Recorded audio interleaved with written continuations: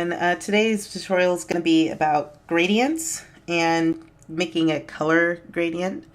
The main thing that you want to make sure is that you got a couple of things ready. You want to make sure you have your swatches ready and then also your gradient tool ready on the sidebar or off the sidebar. In order to make sure you have that, make sure you're in advanced settings. So the first thing is you need something to put the gradient on. I'm going to make an ellipse, like so.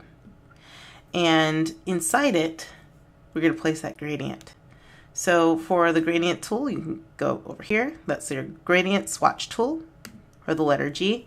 And I can just simply pull, even using off screen or off my shape. And then I can apply a gradient. So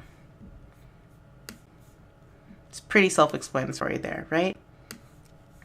But how do we make a color gradient? So let me go ahead and grab let's say grab them off the bar. So I'm just pulling it and dragging them off. I can always put them back, don't worry. I'm going to open up my swatches here. And I'm going to open up my gradient tool. I just like to have them a little bit off the bar. So with that, now I can actually add coloring to my gradient. So let's go ahead and I can drag from my swatches down to my gradient bar and look at this little plus sign in this grabby hand. I'm going to go ahead and just plop the coloring that I want down on this gradient bar. And notice it's already changing those things. Now, if I don't need all of this color, so say for instance, if I don't want the white or I don't want the black, or I change my mind about this fuchsia, I can actually drag off.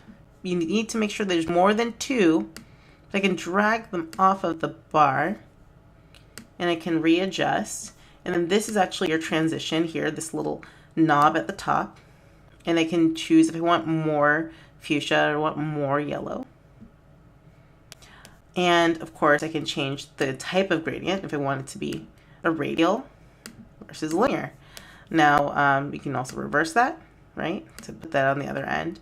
But of course I can just even replace, and depending on how I drag, so if I start at the bottom or a different direction, it will change the type of gradient that I actually lay down.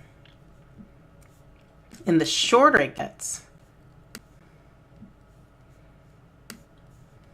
I guess the more, or the less gradient that I see. It's that ombre look, if you will. So you can see that transition is a lot better the longer it gets. But like if I do a really short one, it's like it never happened. It's like almost like it's all one color. But the longer the stroke, kind of in the medium way, I can get more of a transition. All right, so that is a small tutorial about the gradient tool and how to get colors in your gradients. Thanks so much.